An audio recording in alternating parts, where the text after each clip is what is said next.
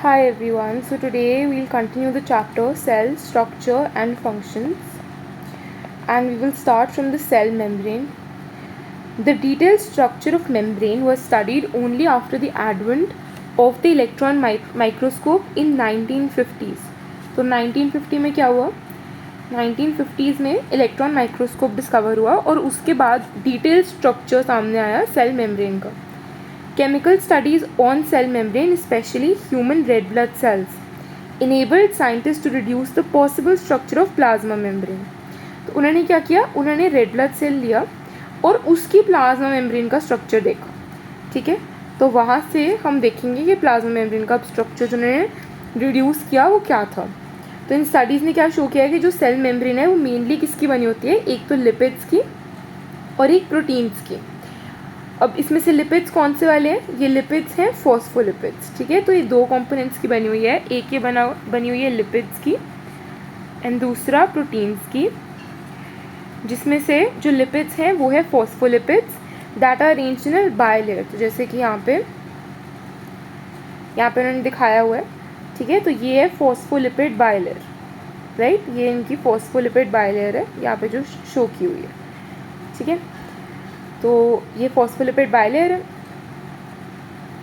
And lipids are arranged within the membrane with the polar head towards the outer sides and the hydrophobic tails towards the inner part. तो जैसे कि वो यहाँ पे दिखा रहे हैं कि ये देखो, जो ये पोलर हेड है ये बाहर वाली साइड पे है और ये हाइड्रोफोबिक टेल्स है ये इनर साइड पे है. मतलब हाइड्रोफोबिक टेल्स मतलब कि ये like hydro means water and phobic means fear and this is hydrophilic head. Hydrophilic means water loving. ठीक है, तो ये हाइड्रोफिलिक हमारा हेड है जो बाहर वाली साइड पे, क्योंकि बाहर वाटर इन्वायरमेंट हो सकता है, और अंदर ये साइड पे जो हाइड्रोफोबिक टेल है. ठीक है, और ऐसे ये बायलेयर में अरेंज्ड है लिपिड्स, फॉस्फोलिपिड्स. फिर आते हैं this ensures that non polar tail of saturated hydrocarbon is protected from aqueous environment. तो जैसे मैंने बताया कि बाहर एक्वस एनवायरनमेंट हो सकता है, उससे प्रोटेक्ट करने के लिए है ये. Protected from aqueous environment. In addition to phospholipid, membrane also contains cholesterol. अब phospholipids के अलावा यहाँ पे membrane में क्या हो सकता है? कोलेस्ट्रॉल भी होगा. ये देखो यहाँ पे इन्होंने येलो एरो में कोलेस्ट्रॉल शो किया है कि फॉस्फोलिपिड की बायलेयर में यहाँ पे कोलेस्ट्रॉल भी हो सकता है. ठीक है, उसके बाद आते हैं later biochemical investigation clearly reveal. तो यहाँ पे उन्होंने क्या बोला? पहले लिपिड्स, फॉस्फोलिपिड्स, प्रोटीन्स. ठीक है, और फॉस्फोलिपिड्स के साथ साथ लिपिड्स में कोलेस्ट्रॉल भी. और फिर उन्होंने बोला biochemical investigation clearly reveal that cell membranes also possess protein and carbohydrate. तो प्रोटीन तो हमने लिखा हुआ है, अब कार्बोहाइड्रेट भी इसमें होता है. उसके बाद the ratio of protein and lipid varies considerably in different cell types. Different में डिफरेंट होगा. ह्यूमन बींग्स में जो मेम्ब्रेन होती है इरिथ्रोसाइट की, मतलब जो आरबीसी की मेम्ब्रेन है जिसको स्टडी किया, उसमें 52% प्रोटीन है और 40% लिपिड है. तो उसमें क्या है? उसमें जो लिपिड है वो 40% है और जो प्रोटीन है वो 52% है. तो इसमें प्रोटीन ज़्यादा है और लिपिड कम है. ठीक है, उसके बाद आता है depending on the ease of extraction the membrane proteins can be classified as integral and peripheral. तो देखो, अब जैसे यहाँ पे इन्होंने शो किया है ये पेरिफेरल प्रोटीन, सॉरी जैसे इन्होंने यहाँ पे शो किया एक पेरिफेरल, ये इन्होंने पेरिफेरल प्रोटीन यहाँ पे शो किया. तो ये पेरिफेरल प्रोटीन इसको क्यों कह रहे हैं? क्योंकि देखो ईजिली एक्सट्रैक्ट हो सकता है, ये बाहर ही है, ये अंदर नहीं है ना इसके. और ये तो हो गया पेरिफेरल, लेकिन ये वाला जैसे प्रोटीन है ये इंटेग्रल है. तो ये एक इंटेग्रल प्रोटीन है और ये वाले जो हैं वो सिर्फ पेरिफेरल प्रोटीन्स हैं, ये वाले. And these ones are integral proteins. तो पेरिफेरल प्रोटीन्स वो वाले हैं जो लाई करेंगे सर्फेस ऑफ द मेम्ब्रेन पे, पर जो इंटेग्रल प्रोटीन्स है वो पार्शली या टोटली बेरिड है. जैसे ये वाला जो है ये पार्शली बेरिड है, ठीक है, लेकिन ये वाला टोटली बेरिड हो गया. तो हम इसको थोड़ा क्लियर करते हैं, then we'll study the diagram.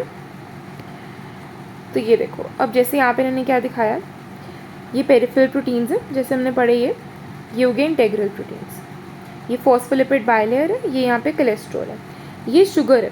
ठीक है, जो शुगर मॉलिक्यूल्स हैं ये पेरिफेरल प्रोटीन के ऊपर ऐसे लगे हुए हैं. और ये है fluid mosaic model of plasma membrane. इस मॉडल को क्या कहते हैं? Fluid mosaic model. An improved model of the structure of the cell membrane was proposed by Singer and Nicholson in 1972. ये हमने याद रखना है कि 1972 में सिंगर एंड निकलसन ने एक मॉडल दिया, improved model of the cell membrane, जिसको कहते हैं fluid mosaic model. According to this, the quasi fluid nature of the lipid enables lateral movement of the proteins within the overall bilayer. तो अब वो इसमें क्या कह रहे हैं कि देखो हमें पता है कि ये लिपिड की बायलेयर है. अब ये जो लिपिड बायलेयर है ना, इसकी क्वासी फ्लूइड नेचर है, मतलब इसकी क्वासी फ्लूइड मतलब सेमी फ्लूइड नेचर है. क्योंकि इसकी सेमी फ्लूइड नेचर है, इसकी वजह से जो इसमें प्रोटीन है, ठीक है, सेमी फ्लूइड नेचर की वजह से जो यहाँ पे प्रोटीन है उसकी मूवमेंट हो सकती है. सेमी फ्लूइड नेचर की वजह से इस प्रोटीन की यहाँ पे मूवमेंट हो सकती है इस बायलेयर के अंदर. This ability to move within the membrane is called fluidity. तो अब ये जो एबिलिटी है इसकी, so that it can move, the ability for this protein to move within the bilayer, the ability for this protein to move within the bilayer, this ability is called the fluidity.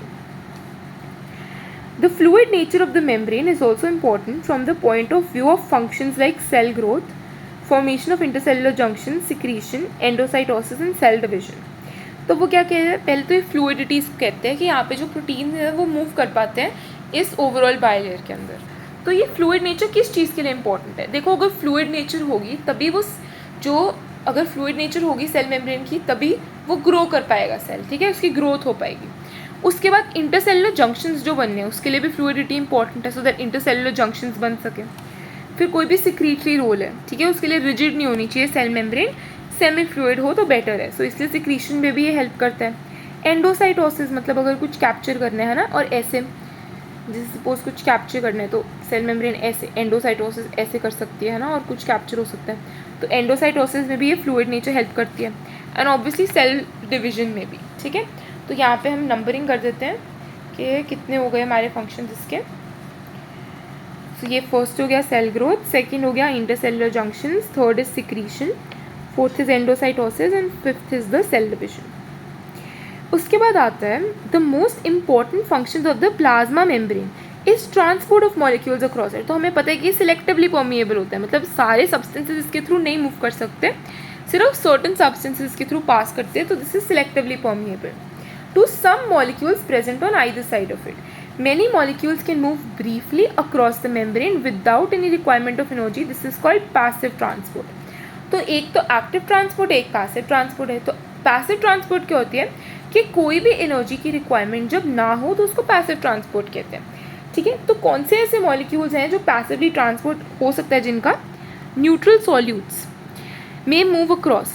तो अब जैसे ये neutral solutes है, ये move across कर सकते हैं membrane by the process of simple diffusion. तो अगर कोई भी न्यूट्रल सॉल्यूट है तो वो सिंपल डिफ्यूजन से मूव कर सकता है अक्रॉस द मेम्ब्रेन. ये पैसिव ट्रांसपोर्ट है, और इसके लिए कोई भी आपको एनर्जी नहीं चाहिए होगी न्यूट्रल सॉल्यूट्स के लिए, ठीक है. अब जो ये पैसिव ट्रांसपोर्ट है ये होता है from higher concentration to lower concentration. Neutral solutes first हो गए. उसके अलावा जो वाटर है, वाटर भी मूव कर सकता है पैसिव ट्रांसपोर्ट से across the membrane from the higher to the lower concentration. Movement of water by diffusion is called osmosis. तो ऑस्मोसिस क्या होता है? Osmosis is the diffusion of water, ठीक है, वाटर के डिफ्यूजन को कहते हैं ऑस्मोसिस. और इसके लिए भी हमें पैसिव ट्रांसपोर्ट होता है, इसके लिए भी नहीं चाहिए होती energy. As the polar molecules can not pass through the non lipid bilayer. अब देखो मैंने इससे पहले बताया था कि जो फॉस्फोलिपिड बायलेयर है इसमें जो ये हेड है ये तो हाइड्रोफिलिक है, ठीक है, ये हाइड्रोफिलिक है, मतलब ये वाटर को टॉलरेट करेगा ये, लेकिन जो टेल है वो हाइड्रोफोबिक है. अब देखो ये हाइड्रोफोबिक है, हाइड्रोफोबिक होने की वजह से जो पोलर मॉलिक्यूल्स हैं वो इस नॉन पोलर लिपिड बायलेयर से पास नहीं कर पाएंगे. पोलर मॉलिक्यूल्स तो इससे पास नहीं कर पाएंगे क्योंकि हाइड्रोफोबिक है ये टेल, ठीक है. So they will require a carrier protein. तो एक कैरियर प्रोटीन रिक्वायर्ड होगा जो कि फैसिलिटेट कर सके ट्रांसपोर्ट अक्रॉस द मेम्ब्रेन.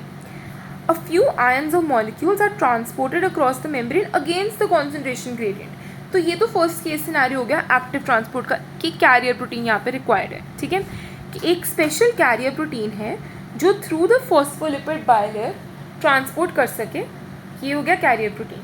उसके अलावा अगर ट्रांसपोर्ट होनी है from lower to higher concentration, मतलब अगेंस्ट द कॉन्सेंट्रेशन ग्रेडियंट, तो उसके लिए एनर्जी चाहिए होगी, एनर्जी डिपेंडेंट प्रोसेस हो गया जिसमें एटीपी यूटिलाइज्ड होगा, तो ये एक्टिव ट्रांसपोर्ट में आ जाता है। इसमें आता है सोडियम पोटाशियम पंप, ठीक है। तो ये हो गया हमारा सोडियम पोटाशियम पंप। इसमें क्या होता है, इसमें हम देखते हैं जो सोडियम होता है वो बाहर जाता है, 3 सोडियम बाहर जाते हैं और 2 पोटाशियम जो है वो अंदर आते हैं by active transport. So you can learn it like Nokia, ठीक है, नोकिया से इसको याद रख सकते हैं। तो एक बार हम देख लेते हैं कि एक्टिव ट्रांसपोर्ट कौन सी थी और पैसिव कौन सी थी। Let's recall. हमें पता है कि सबसे पहले पैसिव ट्रांसपोर्ट किस में थी, न्यूट्रल सॉल्यूट्स में, ठीक है, न्यूट्रल सॉल्यूट्स में पैसिव ट्रांसपोर्ट थी, न्यूट्रल सॉल्यूट्स में पैसिव ट्रांसपोर्ट थी। ऑस्मोसिस पैसिव से हो रहा था, वाटर की मूवमेंट। उसके बाद कैरियर प्रोटीन रिक्वायर्ड है अगर पोलर है सॉल्वेंट्स। फिर अगर कॉन्सेंट्रेशन लोअर टू हायर है तो एक्टिव ट्रांसपोर्ट जैसे कि सोडियम पोटाशियम पंप। तो this is all about the cell membrane. Then we start with the cell wall. So, as you may recall, a non-living rigid structure called the cell wall forms an outer covering of the plasma membrane of fungus and plants. तो जो plants होते हैं या fungus होते हैं उसके ऊपर, not animal cells, सिर्फ plants और fungus में एक cell wall भी होती है, ठीक है, और बैक्टीरिया में भी होती है ऑब्वियसली, पर वो सेपरेट है। cell wall होती है, ठीक है, plants और fungus के ऊपर। तो cell wall not only gives shape to the cell but also not only gives shape to the cell but also protects the cell from mechanical damage and infection. तो यहाँ पे क्या आ गए, फंक्शंस आ गए सेल वॉल के, इसको हम clear करते हैं थोड़ा सा। तो ये 2 फंक्शंस आ गए सेल वॉल के।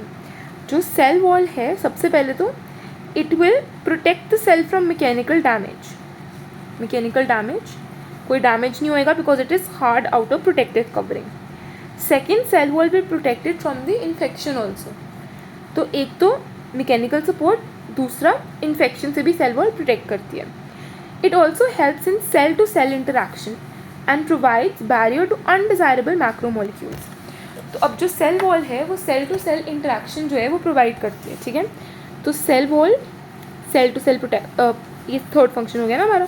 पहले तो मैकेनिकल डैमेज, फिर इन्फेक्शन से प्रिवेंट करती है, फिर थर्ड हो गया कि ये cell to cell interaction provide करती है सेल वॉल, ठीक है, cell to cell interaction cell wall. उसके बाद अनडिजायरेबल मैक्रोमोलिक्यूल्स को एक बैरियर, ठीक है, तो अनडिजायरेबल मैक्रोमोलिक्यूल्स यहाँ से एंटर नहीं कर सकते because of the cell wall. Algae have a cell wall. Now this is important and it's important to learn it also कि जो एल्गे हैं उनकी सेल वॉल होती है, it is made up of cellulose, galactans, mannans and minerals like calcium carbonate, while in other plants it consists of cellulose, hemicellulose, pectins and proteins, ठीक है। तो हम इसको एक बार यहाँ पे साइड पे लिख देते हैं। तो सबसे पहले तो आ गया एल्गे और ये आ गए हमारी नॉर्मल जो प्लांट्स की। तो प्लांट्स में हम देखते हैं, ऑब्वियसली हमें पता है कि जो प्लांट्स की सेल वॉल है उसमें सेलुलोज तो होता ही है। सो ये दिस तो we don't have to remember, cellulose तो वी नो। तो एक सेलुलोज हो गया, उसके साथ ही याद रख लो हेमीसेलुलोज, ठीक है, एक सेलुलोज हो गया उसके साथ ही हेमीसेलुलोज हो गया। उसके अलावा क्या आ गए, पेक्टिन्स, उसके साथ आ गए 2 पीपी, ठीक है, प्लांट्स के साथ PP, P for plants, P for PP, एक आ गए प्रोटीन्स और एक क्या आ गए पेक्टिन्स। तो ये तो आ गए प्लांट्स के।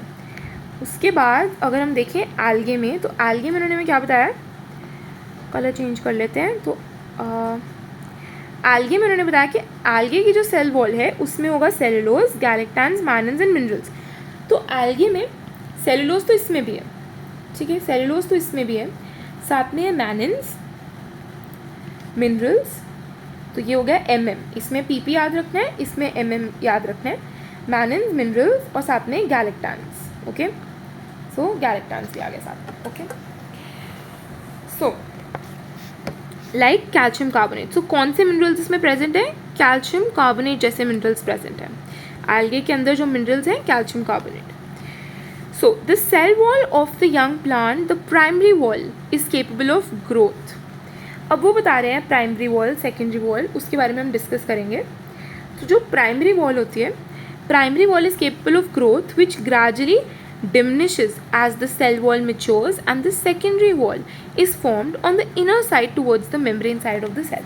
तो क्या होता है कि जब स्टार्टिंग में सेल होता है ना, एक प्लांट सेल होता है, उसकी एक प्राइमरी सेल वॉल होती है। अब ये प्राइमरी सेल वॉल ग्रो कर सकती है, जैसे जैसे मैच्योर करेगा तो इसकी इनर साइड पे, इसकी इनर साइड पे एक सेकेंडरी सेल वॉल जो है वो डिपॉजिट हो जाएगी इनर साइड पे। जैसे जैसे प्लांट सेल मैच्योर करेगा, इनर साइड पे एक सेकेंडरी सेल वॉल जो है वो फॉर्म हो जाएगी और ये ग्रोथ को अलाउ नहीं करती। So then we have the middle lamella is a layer that mainly consists of calcium pectate, which holds or glues different neighboring cells together. The cell wall and the middle lamella may be traversed by plasmodesmata, which connect the cytoplasm of the neighboring cells. तो इसको हम देखते हैं वो क्या कह रहे हैं इसमें। बेसिकली सेल वॉल के बीच में, दो सेल वॉल्स के बीच में एक मिडिल लैमेला होता है। ये मिडिल लैमेला एक ऐसी लेयर है which consist of calcium pectate. ये मिडिल लैमेला जो है ये एक ऐसी लेयर है जो किसकी बनी हुई है, कैल्शियम पेक्टेट की बनी हुई है। Middle lamella is a layer that consist of calcium pectate that holds और glues the neighboring cells together. So neighboring cells calcium pectate से जॉइन टुगेदर है। The cell wall and the middle lamella may be traversed by the plasmodesmata. ठीक है, अब जो cell wall है और middle lamella है इसके बीच में ना प्लाज्मोडेस्मेटा कनेक्शन हो सकता है जिससे नेबरिंग सेल्स के साइटोप्लाज्म से कनेक्शन बन सकता है। ठीक है, due to this plasmodesmata. So this is all about the cell wall. ठीक है, तो ये हमारा सेल वॉल हो गया। इसमें हमने क्या पढ़ा, इसके फंक्शंस पढ़े, फिर हमने कॉम्पोजिशन पढ़ी एल्गे और प्लांट की, फिर हमने थोड़ा बहुत पढ़ा मिडिल लेयर जो कैल्शियम पेक्टेट की बनी हुई है उसके बारे में हमने पढ़ा। ठीक है, जो नेबरिंग सेल्स के बीच में प्लाज्मोडेस्मेटा कनेक्शन भी हो सकता है। So now we will start with the endomembrane system. ठीक है, तो हम स्टार्ट करते हैं endomembrane system. While each of the membranous organelles is distinct in terms of its structure and function, हमें पता है कि जितने भी सेल ऑर्गेनेलीज हैं, ठीक है, उन सबकी अपनी अपनी स्ट्रक्चर है। सारे सेल ऑर्गेनेलीज के अपने स्ट्रक्चर हैं, सारे सेल ऑर्गेनेलीज के अपने फंक्शन हैं, but many of these are considered together as the endomembrane system because their functions are coordinated.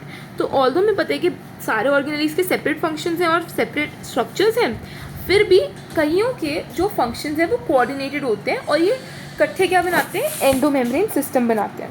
So the endomembrane system includes endoplasmic reticulum ER, Golgi complex, lysosomes and vacuoles. तो हम आगे ये पढ़ेंगे कि इसमें कौन से कॉम्पोनेंट्स आते हैं। ठीक है, वो हम सारी डिटेल में भी पढ़ेंगे, पर हमें पहले अंडरस्टैंड करना है कि इसको एंडोमेम्ब्रेन सिस्टम क्यों कहते हैं, क्योंकि इन चारों सेल ऑर्गेनेलीज की जो फंक्शंस हैं वो आपस में कोऑर्डिनेटेड है।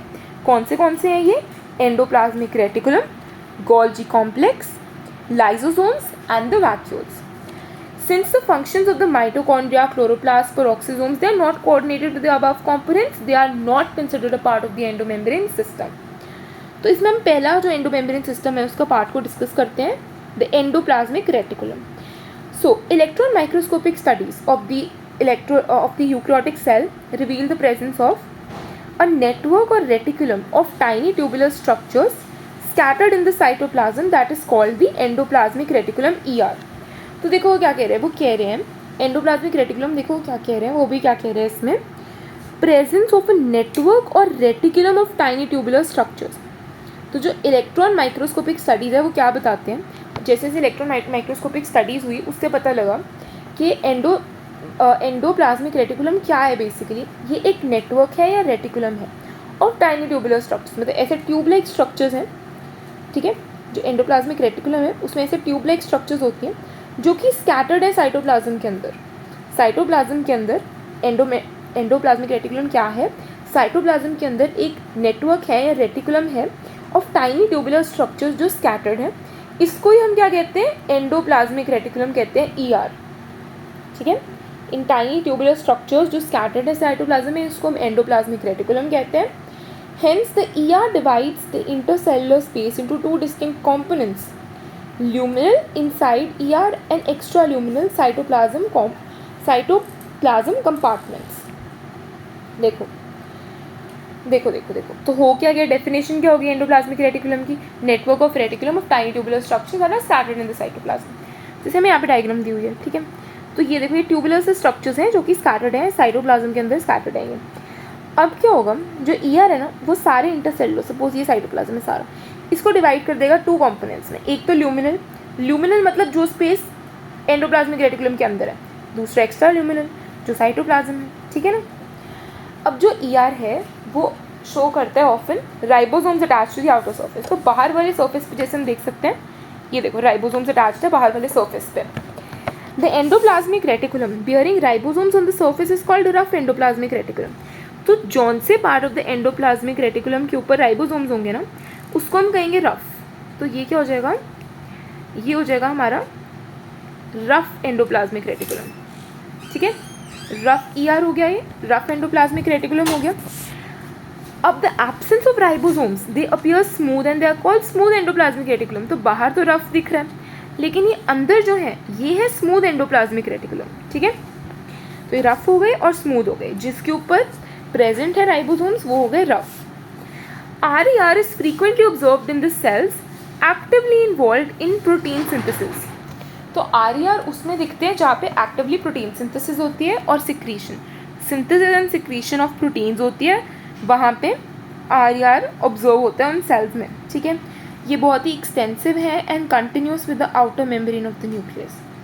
तो जो RER है ना, एज यू कैन सी, देखो एज यू कैन सी जो रफ एंडोप्लाज्मिक रेटिकुलम है वो बिल्कुल कंटिन्यूस है। जो रफ एंडोप्लाज्मिक रेटिकुलम है वो बिल्कुल कंटिन्यूस है with the membrane of the nucleus, with the membrane of the nucleus. ये क्या हो गया, ठीक है। तो ये मेम्ब्रेन ऑफ द न्यूक्लियस के साथ जो RER है वो बिल्कुल कंटिन्यूस है, और यहाँ पे सेपरेटली बाहर स्मूथ एंडोप्लाज्मिक रेटिकुलम है, ठीक है। तो RER प्रोटीन सिंथेसिस करता है, सिक्रीशन करता है, कंटिन्यूस है with outer membrane of the nucleus. Now जो स्मूथ एंडोप्लाज्मिक रेटिकुलम है वो मेजर साइट है फॉर सिंथेसिस ऑफ लिपिड्स। तो SCR में क्या होता है, स्मूथ एंडोप्लाज्मिक रेटिकुलम में क्या होता है, लिपिड की सिंथेसिस होती है, लिपिड की सिंथेसिस होती है स्मूथ एंडोप्लाज्मिक रेटिकुलम में। In animals lipid like steroid hormones are synthesized in SCR। तो लिख लेते हैं एक बार इसको। RER में क्या हो रहा है, प्रोटीन की सिंथेसिस हो रही है।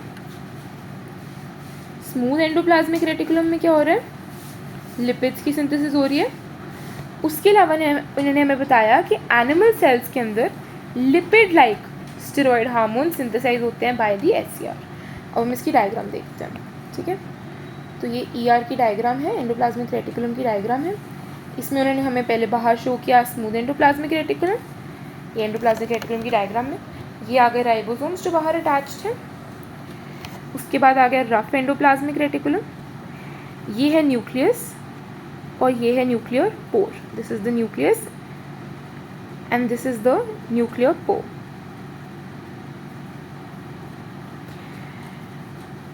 Right, so now we start with the Golgi apparatus।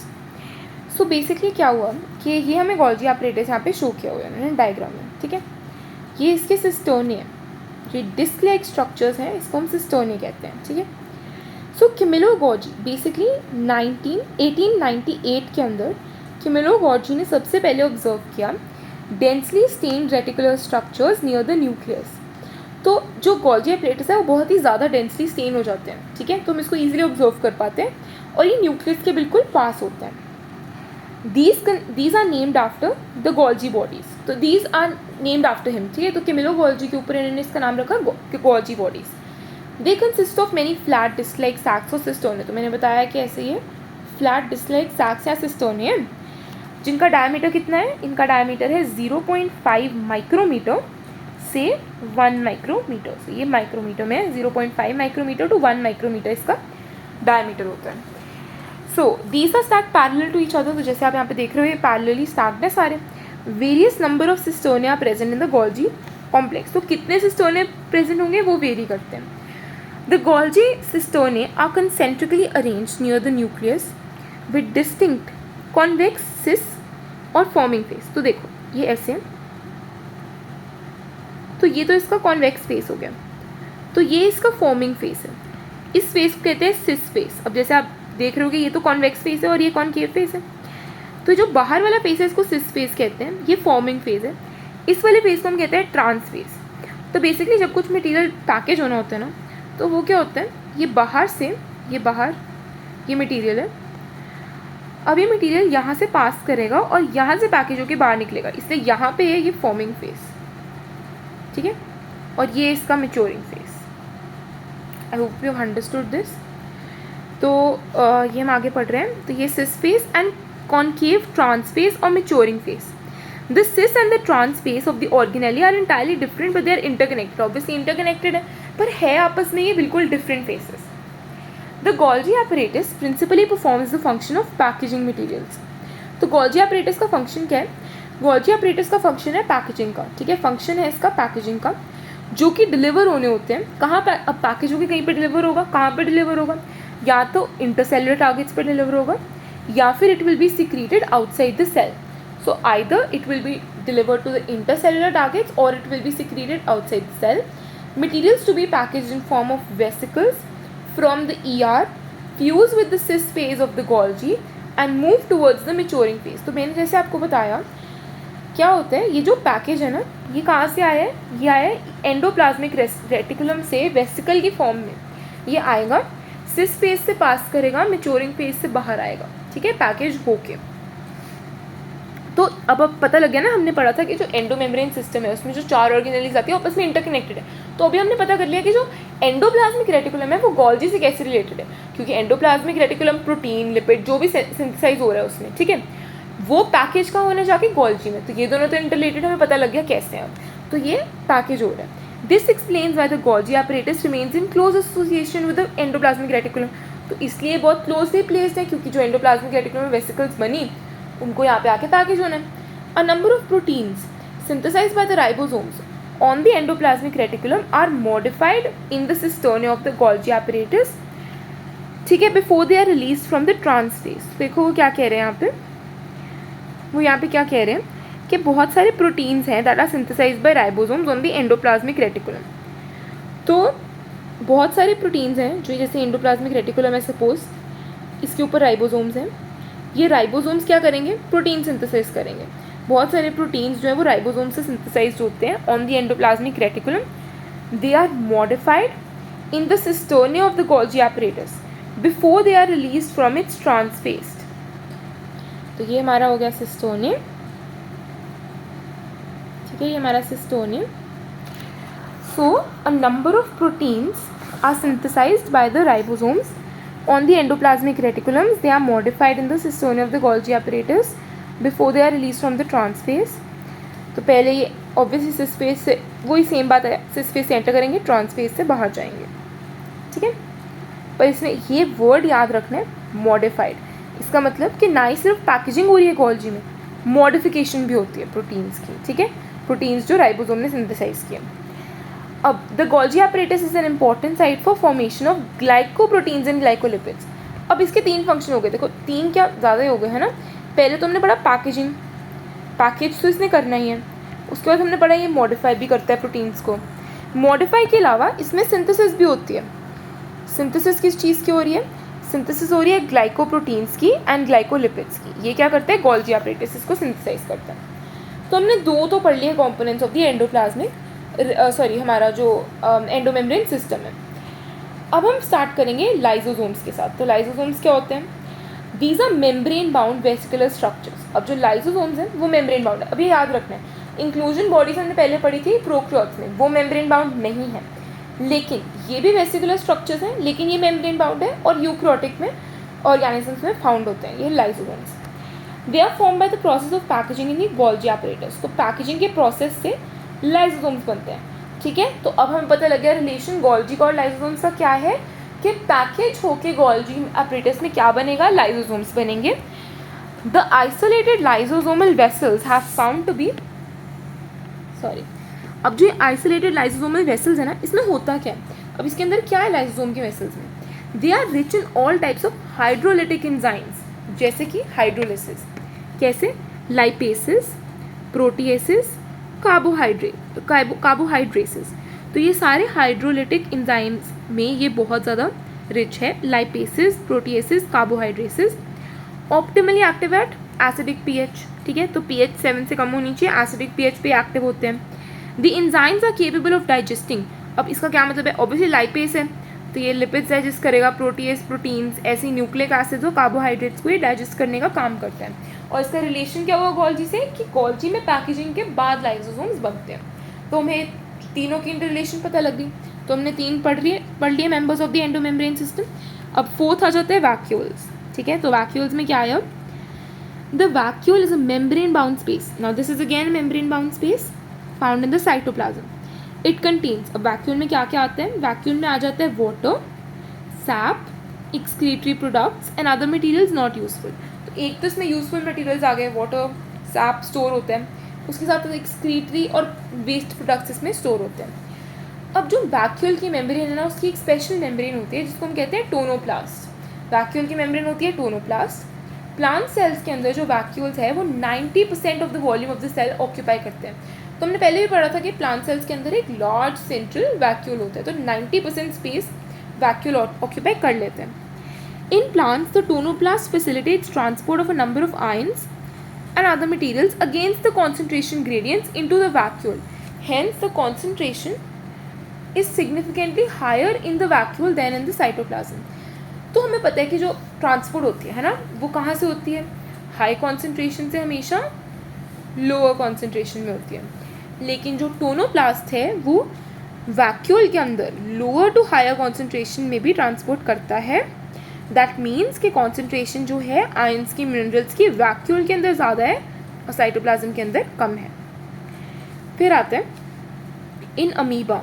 So in amoeba the contractile vacuole is important for osmoregulation and excretion.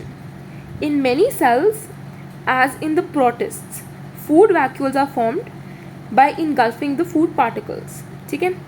तो अमीबा में क्या है, अमीबा में क्या है, अमीबा में तो है कॉन्ट्रैक्टाइल वैक्यूल। तो ये तो हो गया कॉन्ट्रैक्टाइल वैक्यूल अमीबा के अंदर। वो क्या करता है, हमने यहाँ पे दो तरह के पढ़ लिए वैक्यूल्स, एक तो अमीबा के अंदर, एक प्रोटिस्ट के अंदर। अमीबा के अंदर कॉन्ट्रैक्टाइल वैक्यूल जो कि ऑस्मोरेगुलेशन में और एक्सक्रीशन में हेल्प करेगा अमीबा का। जो प्रोटिस्ट का होता है वो प्रोटिस्टा का फूड वैक्यूल होता है जो इनगल्फ करता है फूड पार्टिकल्स को। So we cover till here, next time हम ये बाकी का पार्ट कवर करेंगे, ठीक है। So that is all for now, thank you.